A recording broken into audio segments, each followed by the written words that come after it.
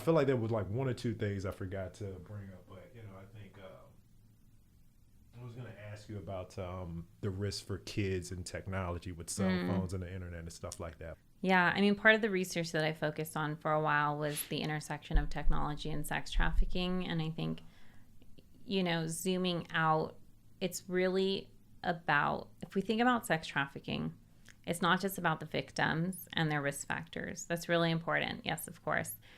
But it's also about the traffickers, and it's also about the purchasers of sex. And so the ways that, if we only focus on, well, what's happening with the children and putting them at risk, then we're not focusing on, well, what are sex buyers doing to solicit or to elicit a response from people? What are traffickers doing to build those relationships? I think, yes, absolutely, technology puts youth at risk, young people at risk. We know there's research and data that shows that young people feel like the internet is a safe place to meet people, and they don't have the wherewithal to really put a lot of protective parameters in place of like, oh, I'm not going to share my address. I'm not going to post this picture where I'm now linking it to my exact location, and in real time people can find you or see it because it's public. I think the responsibility, we need more education about that, and the responsibility of caregivers to really have those conversations with youth. But oftentimes caregivers don't really have the knowledge and information when technology is so rapidly changing. Well, they're also somewhat engaging in the activity of posting all of their information online also. Right. It's hard to tell a kid not to do it when the parent is also doing it. No, I completely agree. I mean, I am on social media, and I internally feel a reaction when I see that parents have pictures of their children up in a bathtub or doing day-to-day activities. Their pages aren't private. Right? Like, things that should not be causes for concern are really alarming sometimes, because we know that child pornography is real. We know that the social media is used as a tool to create conversations, to learn children's names, and then befriend them in public places. And so all of these things, are really important to keep in mind.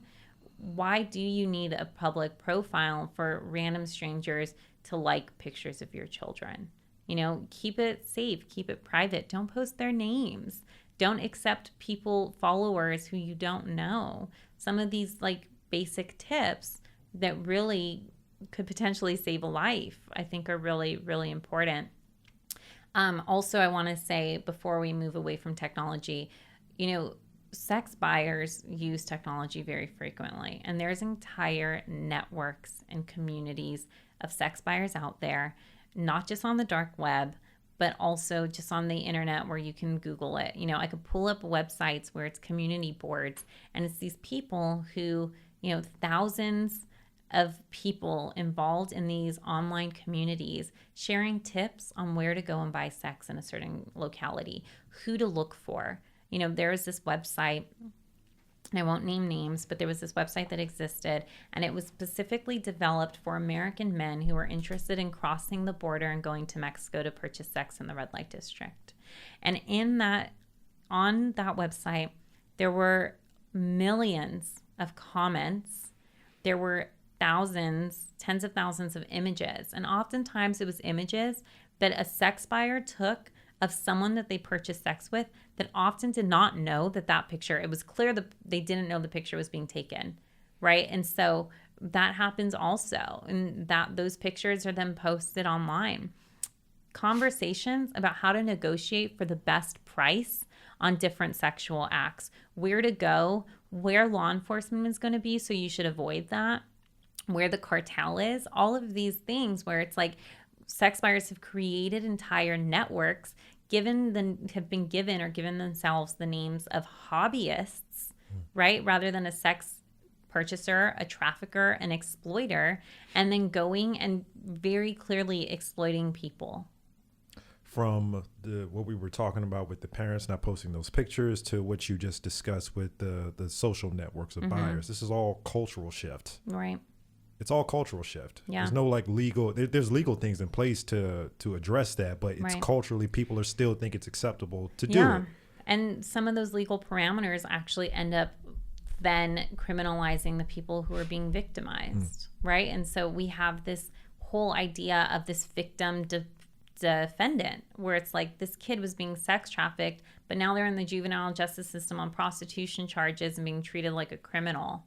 Or, we know, for example, like sexting and sending images, even like when children send images, naked images of themselves, or post images of themselves, it could be a federal crime. Yeah. But children who are young adults who are using online platforms are often forced to post those pictures. And so what happens in that case? Like oftentimes we again criminalize the people who are being victimized in some way. My question along, not so much along those lines, is there are people that believe that the legalization of some forms of, say, prostitution would be a good thing for our society. Mm-hmm. What are your thoughts on the legalization of prostitution?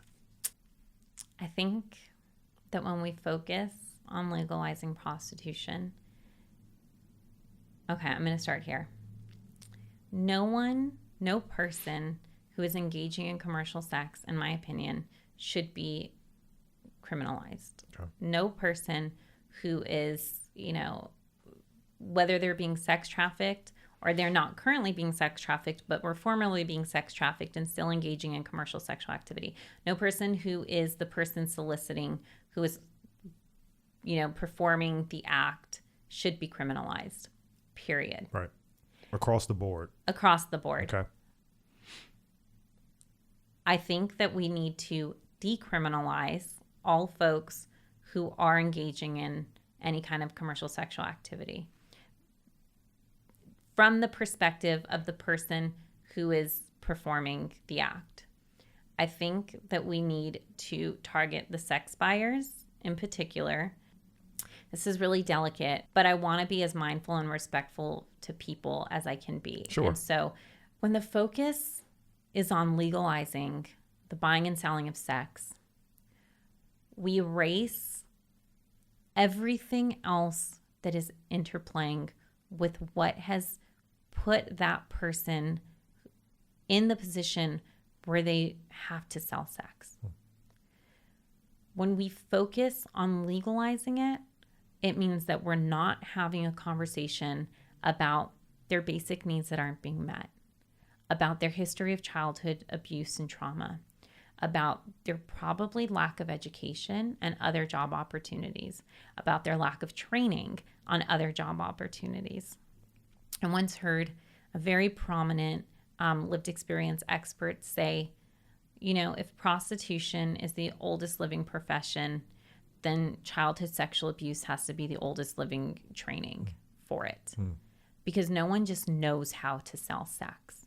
You don't just wake up and know how to do it. But you do wake up every day and have broken boundaries. You do oftentimes, if you're being sex trafficked as a teenager, miss school and never earn your high school degree, right? You don't go on to school. You don't go on and have other opportunities. And so when we take the time to talk about legalization, I think, quite honestly, decriminalize people who are being forced to sell sex. They're not criminals.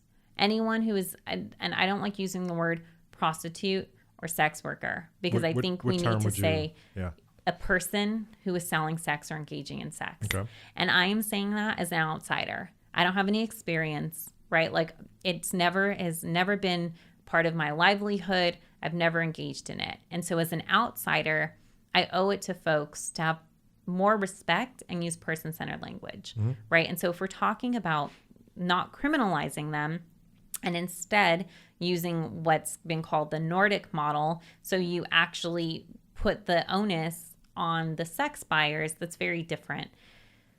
But legalizing, so this is going to be a really long segment. When I was an undergrad, before I started in the anti-sex trafficking fields, the precursor to my senior thesis was on Nevada brothels, because they're the only legal form of engaging in commercial sex in the United States, right? Right. There's a lot of parameters, like You have to be in a community X amount of, like, with X amount of a population or less. Parameters are in place. But in these brothels, I interviewed a person. There was 2 TV shows when I was an undergrad that were on brothels. One was called like the Bunny Ranch, and one was called the Chicken Ranch. HBO. Yeah, and Sundance Channel. Okay. And so for my senior thesis, we had to interview someone with lived experience or someone who was in the industry that we were researching. And I couldn't get anyone to respond to me. And I made a call. I was calling the brothels, little naive Sarah. And I was like, I really want to talk to someone, blah, blah, blah. And they're like, okay, can I get your first name? Okay. Can I get your last name? Sure. What school are you from? Gave it to them. I said, okay, you just have been put on a blacklist. Don't ever call any of the brothels again. No one wants to talk to you. Really? And they said, if you wanted, or this is the office of a lobbyist who was lobbying for Nevada brothels. And I was like, well, that was scary. What am I going to do now? But I was eager and determined. I finally connected with someone, a woman who worked in the brothels, via Facebook. And she said, and this is a very long time ago, 2009. And she said, the only reason why she responded to my Facebook message was because I asked, please. And so she allowed me to conduct an interview with her. So we do this interview. And, it was before I really knew or understood a lot about the sex industry. And looking back, she talked about intergenerational, like, commercial sexual activity. So, like, her mom had engaged in, like, or her grandma in the community that she was from had started, like, the first storefront brothel where people would come and purchase sex while, going there for other activities as well. And so it was like this intergenerational aspect.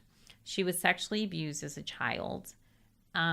She, even though, she was quote unquote choosing to do it, she had a pimp, and a lot of people, she explained, had pimps, quote unquote. That's what she called them.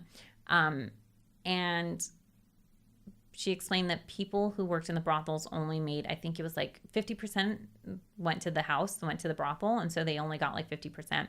And when they were working in the brothels, they had to stay there for extended periods of time. So you couldn't, like, go for like a weekend. You had to stay there for like 4 to 5 weeks. You couldn't leave. You couldn't leave. And the only time you could leave is when you would get permission to go get an STI check. And then when you left, she said, well, if they really liked you, sometimes they would let you stay out a little longer and you can, like, go to a movie. But that's only if they really liked you and if they trusted you. And so, all of these parameters were in place. And I was like, I thought, well, if we made it legal, then it would be safer and women would have more choice. But she really explained to me, no, there's not a lot of choice and there's not a lot of money. But that's not how she had packaged it. Like, it was like, well, this is just how it is and it's fine. But the more I thought about it, it was like, but is that fine? Is it fine that you're only allowed to leave to get an STI check? And you're telling me that the STI check isn't to protect you, it's to protect the sex buyers? Because if you get an STI, you're done. Pack your bags and go. Like, they don't want you in the brothel.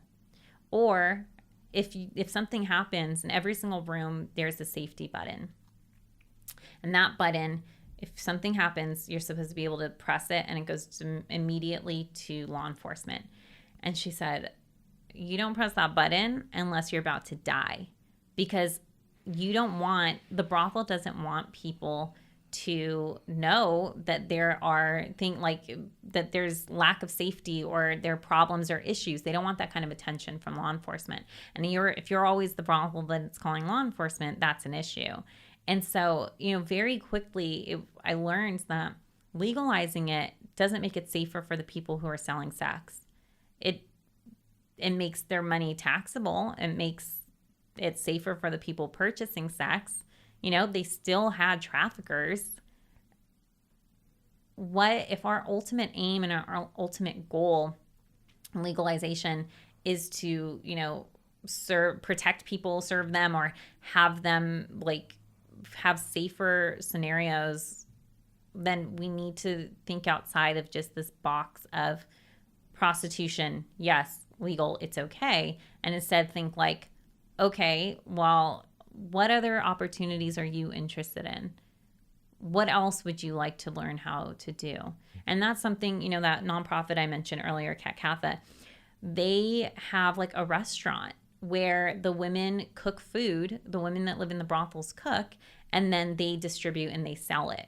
Right. And so creating other opportunities, they teach women how to sew and be seamstresses. Right. And like not just low level jobs of like, I'm going to teach you how to be a barista. I think that's great. Yes. But we know that we don't have a minimum wage that people can live off of and thrive and, even meet their basic needs. And so teaching other skills, teaching coding, teaching, things that can actually result in life changes. And not somebody just being stuck doing that same job. I think this is the United States of America where we have this fascination with people being able to do whatever they want, but there's very little protections that come along with that sometimes. People are oftentimes taken advantage of when we use the term freedom or the right to do whatever you want to. Someone's being taken advantage of. And essentially what you're saying is, legalizing prostitution, maybe people should have the right to do what they want, but there should also be some protections involved. Yeah. And I think it's asking the questions, is this really what you want to do? Yeah. Like, okay, so we made it legal, but it wasn't for those people. It was for the sex buyers. It was for their safety. It's for their, protection. It's right now, it's illegal.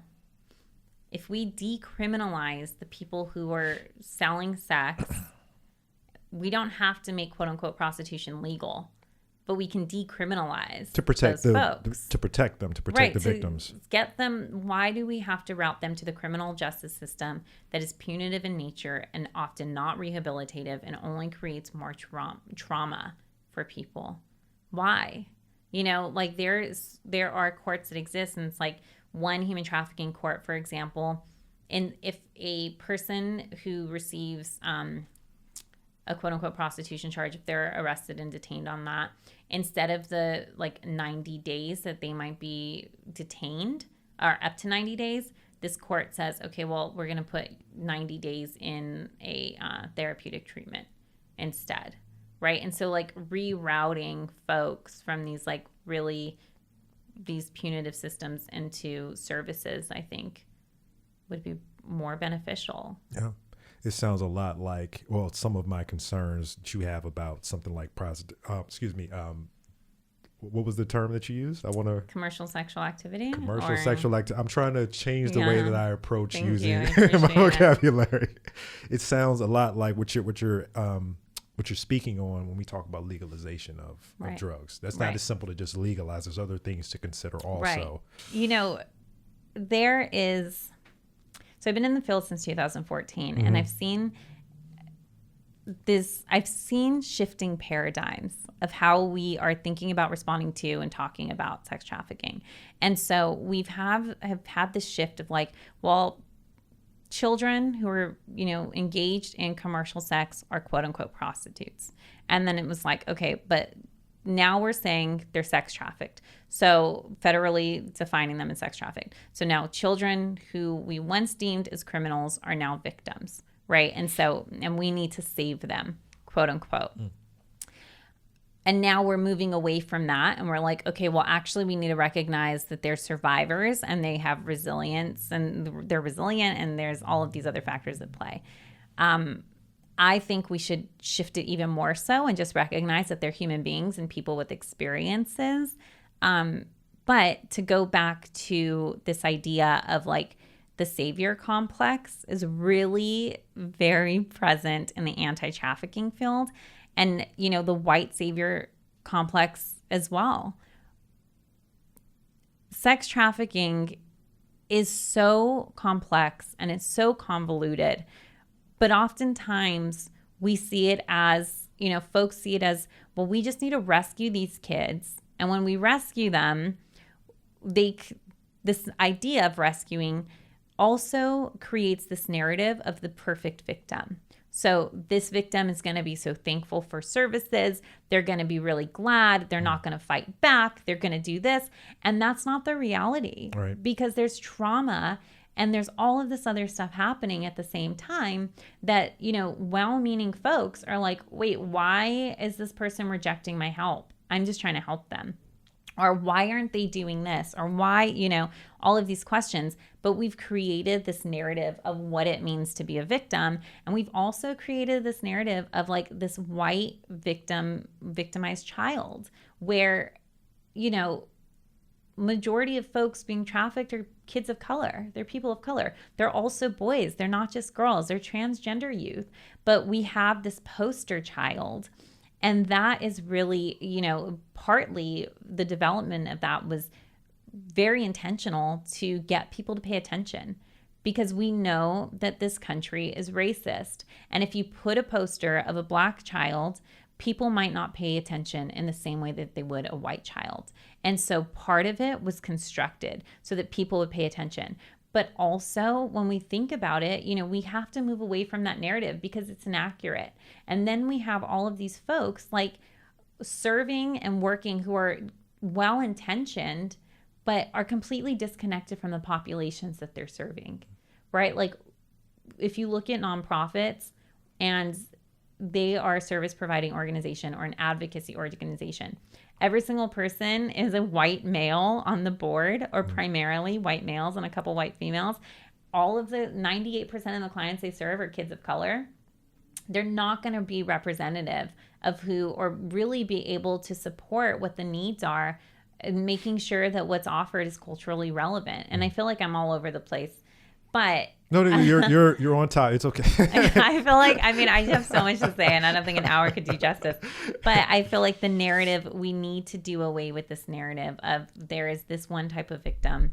This victim is a young white person, or that, anybody could be exploited, when we know that there are certain, factors like your race, if you're a racial and ethnic minority young person, like having a history of sexual abuse, right? Like there's a continuum of abuse that's happening here, and recognizing that all of these things are making some folks more vulnerable than others. Yeah, so to make sure that we're on the same page, it's essentially I would say it's a good thing that people are interested, but there's another layer to it that people sometimes forget because it's somewhat glamorous to save someone, to bring someone from a place where their life is in danger and putting them in a place where they think they're saved, but there's more work to put in after they're removed from that dangerous situation, that they don't quite have a firm grasp as how to offer that help. Yeah, and I think we need to,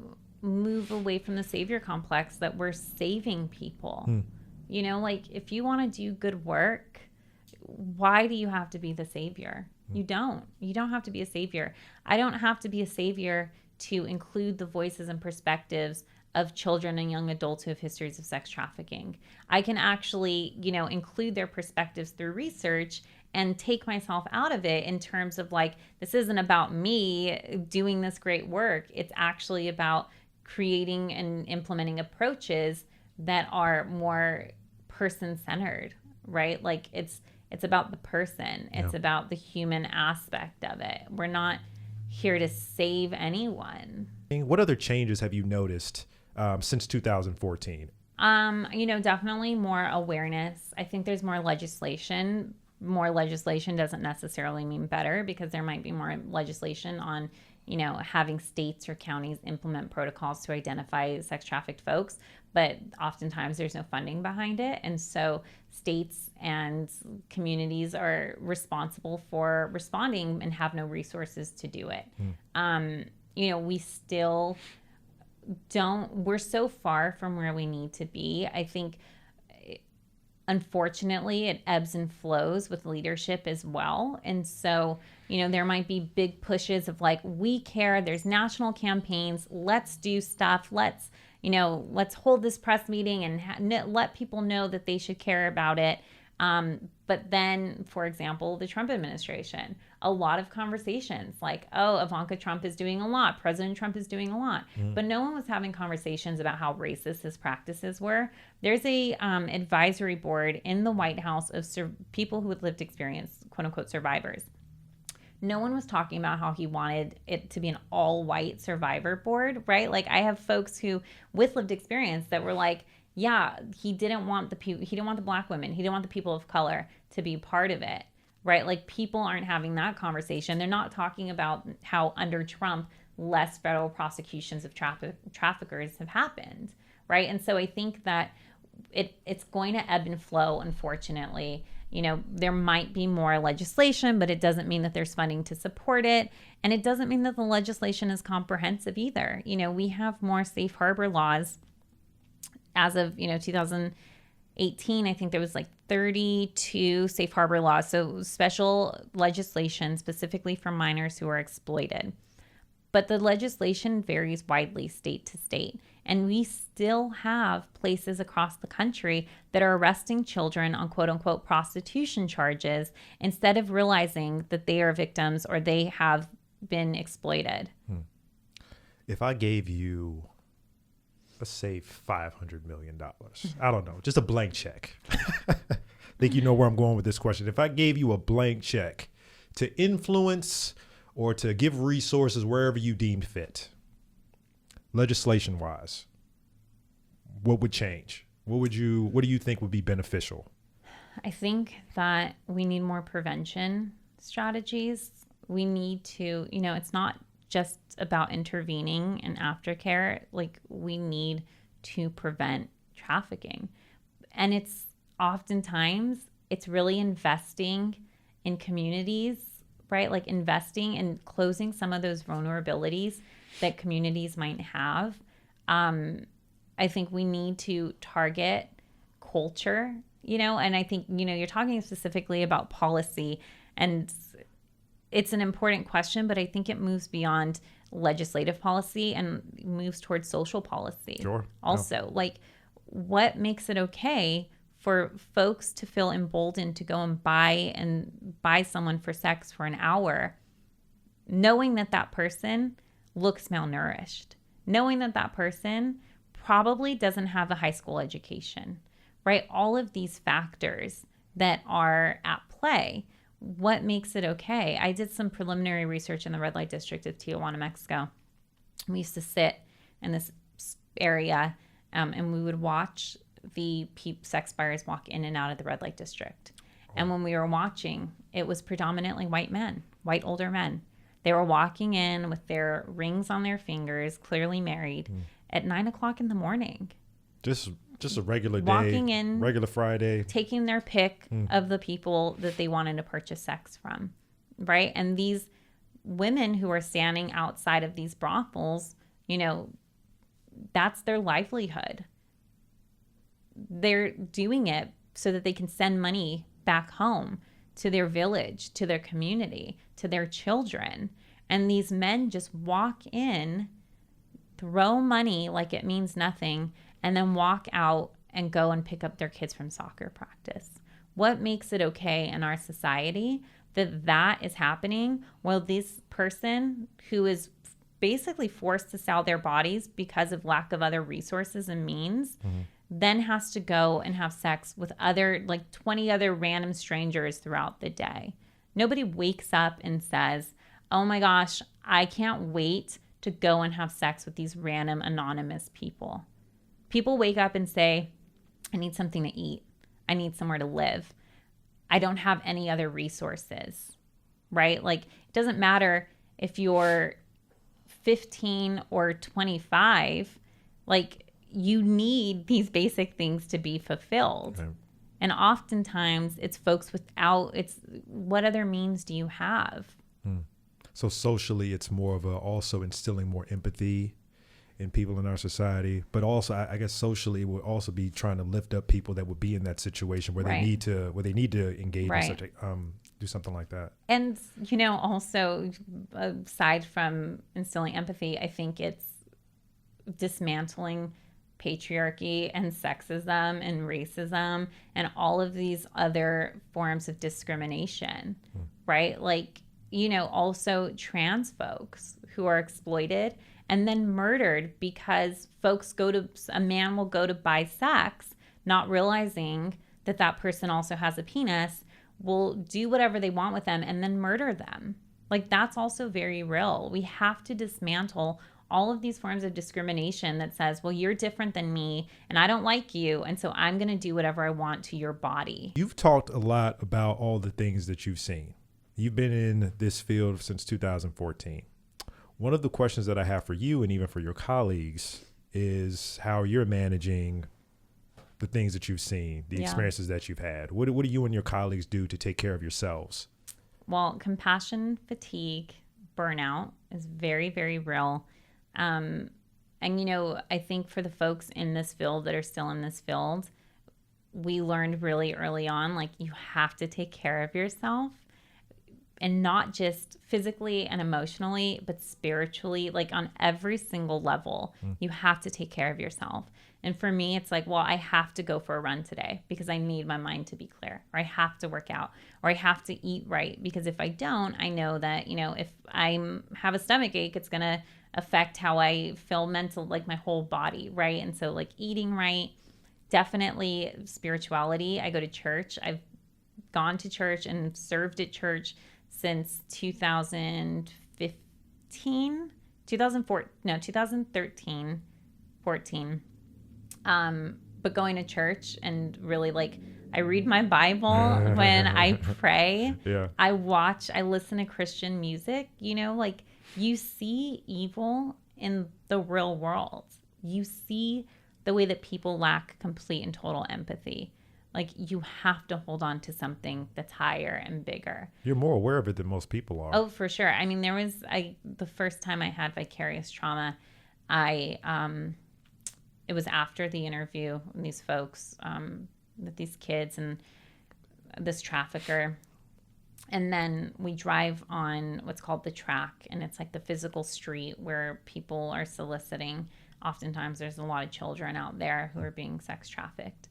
And so we drive past them, and I'm with a law enforcement agent, and he stops, and we talk with some of them. And I just remember feeling so physically ill because we couldn't do anything in real time. There was we talked to them, but we weren't intervening. We weren't, doing anything. Right. And I went back to my home and I thought, I don't know if I need to shower to wash this off of me or throw up to get it out of me, but I have to do something. And I went in my shower and I cried and threw up. And I was like, this is just so much. Like, no one person can handle this. No one community can handle this, right? Like, it takes an entire, like, villages and villages and villages if we really want to stop this. But a cultural shift. Yeah, we talked about earlier. We need a cultural shift. We need folks who are going to say, yes, I actually care. Yes, I'm going to, become trained. Yes, I'm going to help build policies and protocols and procedures to respond to it. Yes, I'm going to, do something more than just absolutely nothing and turn away and then feel really bad about it for like an hour and forget that it happened. But all of that to say, I had this moment of vicarious trauma. I was throwing up. I was crying. And then I was like, once I was done, I literally went in bed and I read my Bible. And I was like, I have to hold on to the Lord that I serve because I can't do this alone. And no one person can. And so, really, I think just taking care of yourself. And most people in this field overwork and they're exhausted all the time and they're burnt out because there's so much to do. And it's like you never feel like you're doing enough because there's always so much more to do. But I think that's why we need more people to care and to do stuff and like to join the field and to, whatever it is, it could be research, it could be direct service, it could be volunteering, it could be creating care packages, right? Donating money, whatever it is that's in your sphere. So if someone were interested in giving support or getting more involved in your field of study, how would they go about that? I would say attend a training. Los Angeles County offers free trainings through the Department of Probation on commercial sexual exploitation, specifically of children. I would say, look at what nonprofits exist around you, what programs exist. if you have the financial means, donate money to organizations that are doing the work on the ground so that people who are doing direct service don't have to, cry themselves to sleep because not only are they burnt out, but they can't afford a new car or they can't afford their own basic needs to be met. I would say, just look around and see what's out there. It's not about, I think, we don't need to reinvent the wheel and create new programs and services necessarily. I think we could build on what exists and then move from there. Look at documentaries about what's happening. I would be really mindful of not to take movies like Taken to heart and believe that that is what sex trafficking is. Maybe in some places that has occurred, but it's a Hollywood film. And so, connecting with what already exists, look on YouTube at the videos of folks with lived experience telling their stories. You can do the homework and do the research without ever having to ask a survivor to tell you their story, right? Like, look for volunteer research opportunities. If you want to be a researcher, look for labs that are doing this work and seeing how you can get involved. I would say that for men in particular, I think we need more men to join this field. We need more men who are really passionate about working against exploitation of children and people in general. But don't be surprised if you're a man and a service provider says, well, no, we actually don't want you to volunteer with this population. We want you to do something, and we want you to put together gift bags or something that's not direct service. Because we know that most men and traffickers most traffickers and sex buyers are men. And a lot of our organizations and agencies are protective and they don't want to re-traumatize the people that they're serving. And so I think, follow the lead of the people actually doing the work within your space and locality. I would say do not go rogue and go to places where you believe sex trafficking is happening and try to intervene in the field on the ground. Does that happen? It's really dangerous. It's dangerous. Yes. I mean, you setting up stings so that sex buyers will come and then you shame them. There's this vigilante movement of people doing things like this. And it's like people are doing things legally and organizations are working with law enforcement to disrupt sex trafficking and sex buying, right? And if other organizations or people groups come in and they're like, well, we want to do this, and so we're going to, go rogue and do something, I think it just puts people's lives at risk. And so just being mindful that things might already be happening. And so look to see what is happening in your space before potentially disrupting something that could have been really impactful. I'm very surprised people do that. There's been definitely organizations and like groups where they might set up like a reverse sting where they want like people to catch come. A predator. Yeah, type. and then they'll like shame that person, and then that could be disruptive of what law enforcement is doing if law enforcement is following those people or having, investigating something. And so, yeah, just being mindful. I think we might have the idea that we want to do something and we should do something, but don't go rogue. See what's out there and see how you can use your skills to be most beneficial. Be responsible about it. Yeah, there are people out there that are experts, such as yourself, that know what they're doing. Go to the experts before you decide to, do something on your own. Yeah. I wasn't aware that was going on. Okay. All right, that's all the questions that I have for you today. Okay. I want to thank you for stopping by. I think you did a fantastic. You were so nervous before we started. You did a fantastic job. I always get nervous before I talk in front of people, I guess. Yeah. All these people. a few dozen max. You're fine. Yeah. Well. Yeah, we had a lot of technical difficulties before we started, but I think we got through it. Okay.